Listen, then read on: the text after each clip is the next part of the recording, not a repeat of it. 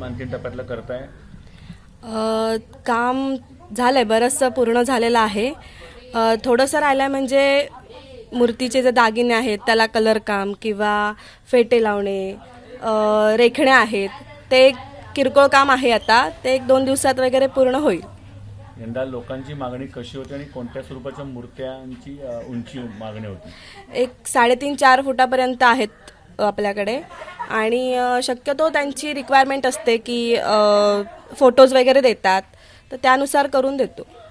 आणि यंदा मूर्ती कशा स्वरूपाच्या आहेत? मातीच्या किंवा मातीच्या, पूर्ण मातीच्या. आपल्याकडे POPच्या नाही आहेत, पूर्ण मातीच्याच आहेत.